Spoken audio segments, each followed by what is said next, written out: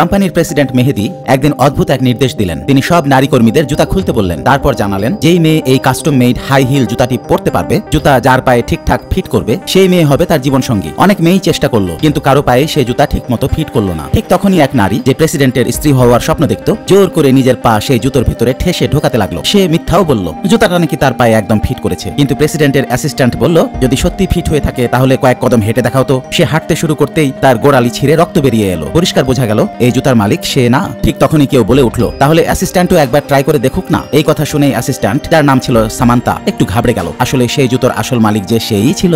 একসময় সামান্তা ছিল এক ধনী পরিবারের মেয়ে, কিন্তু সে নিজের পরিচয় লুকিয়ে রেখেছিল। গত 10 বছর ধরে সে নীরবে মেহেদীকে ভালোবেসে এসেছে। শুধু তার কাছাকাছি থাকার জন্যই সে নিজেকে সাধারণ মেয়ে বানিয়ে তার কোম্পানিতে অ্যাসিস্ট্যান্টের চাকরি নিয়েছিল। কয়েকদিন আগে এক রাতে মেহেদী খুব বেশি মদ খেয়ে ফেলেছিল। সেই সময় সামান্তা ফাইল দিতে তার ঘরে যায়, আর সেদিনের সেই রাতেই তাদের জীবন বদলে যায়। কিভাবে দর্শক বুঝতেই পারছেন। সকালে ঘুম ভাঙার পর সামান্তা বুঝতে পারে সে ভুল করেছে। সে কিছু না বলেই চুপচাপ সেখান থেকে চলে যায়, কিন্তু তার একটি হাই হিল জুতা সেই ঘরেই রয়ে যায়। মেহেদীর যখন ঘুম ভাঙে, তার শুধু মনে ছিল তার সঙ্গে কেউ ছিল, কিন্তু সে নির্দিষ্ট মেয়েটির মুখ স্পষ্ট মনে করতে পারেনি। সে নিজেই এর দায়িত্ব নিতে চাইলো। তাই সে কোম্পানির সব নারী কর্মীদের ডেকে সেই হাই হিল জুতাটি পরতে বলেছিল। সবাই চেষ্টা করলো, কিন্তু কারো পায়ে জুতাটি ঠিকঠাক ফিট করলো না। এখন শুধু সামান্তায় বাকি ছিল। সে মিথ্যা বলল, তার হাই হিল পরার অভ্যাস নাই। কাছের এক বন্ধুকেও একই কথা বলতে বলল। মেহেদী যখন সামান্তার অস্থিরতা টের পেল, তখন সে বলল, যাও ওই ডকুমেন্টগুলো নিয়ে আসো। সামান্তা অফিসে ঢুকতেই মেহেদী সামনে এসে হাজির। সে বলল, সামান্তা, তুমি আর কতদিন আমার কাছ থেকে সত্য লুকাবে? সামান্তা চুপ করে রইল, তারপর ধীরে ক্ষমা চাইল। তখন মেহেদী মুচকি হেসে নিজের পকেট থেকে